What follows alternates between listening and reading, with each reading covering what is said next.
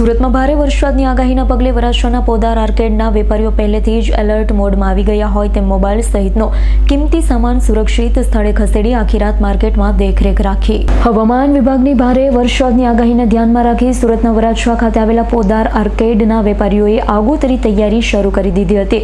Mobile તથા અન્ય કિંમતી ઇલેક્ટ્રોનિક્સનો સ્ટોક સુરક્ષિત સ્થળે ખસેડી દીધા છે. અગાઉ ભારે વરસાદને લઈ પોદાર આર્કેડના વેપારીઓને કરોડોનું નુકસાન થયું હોય, જેને લઈ આ વખતે વેપારીઓમાં દુકાનમાં રહેલા ફર્નિચર, અન્ય સામાનને પ્લાસ્ટિકથી ઢાંકી વરસાદી પાણીથી બચાવવાના પ્રયાસ કર્યા છે. ગયા ભારે વરસાદ દરમિયાન થયેલા મોટા નુકસાનના અનુભવ બાદ આ વખતે વેપારીઓ કોઈ પણ જોખમ લેવા તૈયાર નથી. પરિસ્થિતિ પર સતત નજર રાખવા માટે અનેક વેપારીઓ આખી રાત માર્કેટમાં રહી દેખરેખ કરી હતી. મારું નામ પ્રિન્સ કમલેશભાઈ કોટક છે. પ્રિન્સભાઈ, અત્યારે કઈક વરસાદની આગાહી લઈને કઈ રીતના સાવચેતીના પગલાં ભરી રહ્યા છે?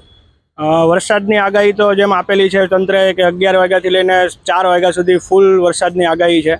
તંત્ર પણ 5 વાર એસએમસીમાંથી બી લોકો આવી ગયા છે કે તમે જાળવીને રહેજો, માલબાલ લઈ લેજો બધું.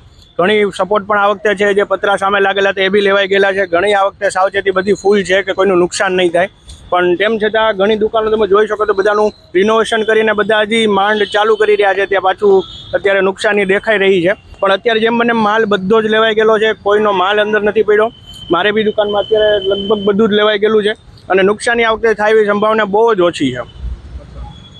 કેટલી દુકાનો અત્યારે આ રીતનો સામાન ફેરવેલો છે?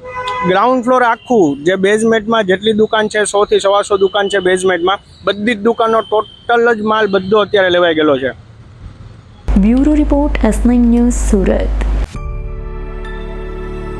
અમારી તમામ માહિતીથી અપડેટ રહેવા માટે જોડાયેલા રહો S9 ન્યૂઝ સાથે.